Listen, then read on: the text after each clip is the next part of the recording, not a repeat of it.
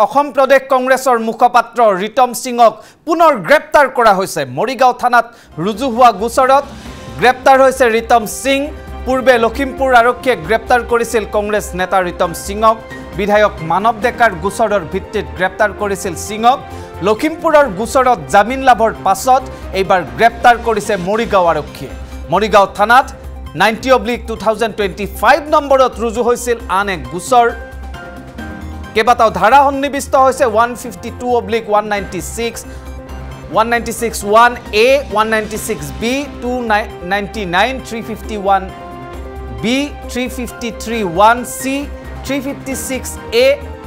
ভাৰতীয় ন্যায় সংহিতাৰ কেবাটাও ধাৰা সন্নিবিষ্ট হৈছে ৰুজু হৈছে গোচৰ লখিমপুৰৰ কাৰাগাৰৰ পৰা ৰিতম সিঙক জিম্মাত লৈছে মৰিগাঁও আৰক্ষীয়ে মৰিগাঁওৰ লখিমপুৰৰ পৰা মৰিগাঁওলৈ অনা হ'ব কংগ্ৰেছ নেতা ৰিতম সিঙক বিধায়ক মানৱ ডেকাৰ বিৰুদ্ধে সামাজিক মাধ্যমত দিছিল আপত্তিজনক মন্তব্য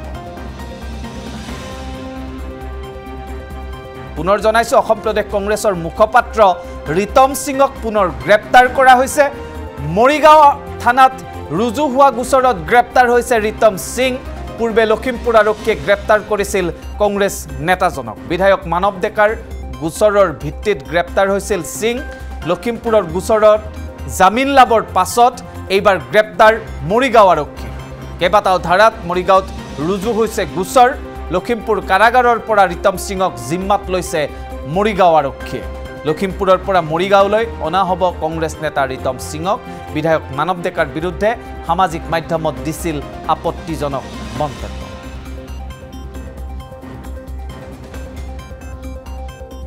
এটা প্ৰডাকশ্যনৰ গুৱাহাটী মেট্ৰ' এডিশ্যনেল চিজনৰ এটা প্ৰডাকশ্যন ৱাৰেণ্ট আছিলে সেই মৰ্মে মাননীয় আদালতৰ পৰা নিৰ্দেশ অনুসৰি তেওঁক যোৱাকালি ৰাতিপুৱা লৈ গৈছে আৰু কালি আনি আকৌ ইয়াৰ পৰা গুৱাহাটীলৈ নিলে গুৱাহাটী কোৰ্টত হাজিৰ কৰি আকৌ লখিমপুৰ জেলত তেওঁ ৰাখি থ'লে কাৰণ কেলৈ বেলেগ জেলততো ৰাখিব নোৱাৰে এই কোৰ্টৰ আণ্ডাৰত যিহেতু আছে আজি আকৌ কি কৰিছে মৰিগাঁও আৰক্ষী তথা আমাৰ লখিমপুৰ জেলে এটা পেয়াৰ দিলে যে মৰিগাঁও কোৰ্টতো তেওঁক হাজিৰ কৰাব লাগে 5/4/2025 তাৰিখে মানে অহাকালি হৈ গ'ল আমাৰ 4 তাৰিখ পৰহিলে 5 তাৰিখ গুৱাহাটীলৈ এটা মানুহক নিছে 2 তাৰিখে অৰ্ডাৰ হৈছে 2 তাৰিখে নিছে আৰু 2 তাৰিখে আনিছে এতিয়া আমি আচৰিত পাইছোঁ আজি জিলা মানে জেল কৰ্তৃপক্ষই কোৰ্টে অৰ্ডাৰ দিছে 5 তাৰিখে হাজিৰ কৰাবলৈ কিন্তু আজি জেলে তেওঁক কিয় এৰি দিলে মৰিগাঁও পুলিচৰ হাতত তাত আমি অলপ আশ্চৰ্য প্ৰকাশ কৰিছোঁ যিহেতু পৰহিলে আছে কেছ ইয়াৰ পৰা যিহেতু গুৱাহাটীলৈ নিব পাৰে এজন মানুহক আৰু আকৌ ঘূৰাই আনিব পাৰে কোৰ্টৰ নিৰ্দেশ অনুসৰি বা আমি সেইবোৰ কোৰ্টৰ কি নিৰ্দেশ আছে আমি ক'ব নোৱাৰোঁ কোৰ্টে নিৰ্দেশ দিছে ঠিকে দিছে 5 তাৰিখে 2 তাৰিখে হাজিৰ কৰাবলৈ 2 তাৰিখে হাজিৰ কৰাইছে আজি অৰ্ডাৰ দিছে 5 তাৰিখে হাজিৰ কৰাবলৈ কিন্তু 5 তাৰিখে হাজিৰ কৰাবলৈ থকা কেছৰ তাৰিখত প্ৰডাকশ্যন কৰিবলগীয়া ডেটত আজি 3 তাৰিখে জেল কৰ্তৃপক্ষই পুলিচৰ হাতত কিয় কৰাই দিছে তাতে আমি অলপ আচৰিত পাইছোঁ আমিতো তেনেকুৱা ধৰণৰ এতিয়া কাৰ নিৰ্দেশত তেওঁলোকে মানুহটো লৈ গৈছে আমি এইটো নাজানো কিন্তু আমি আচৰিত পাইছোঁ এই দুদিন তেওঁ ক'ত ৰাখিব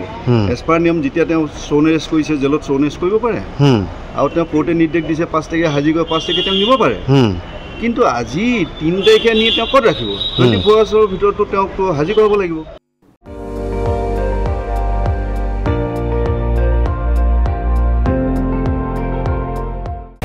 আপুনি চাই আছে ND24 সৰ্বশ্ৰেষ্ঠ নহয় সৰ্বোত্তমৰ দৌৰ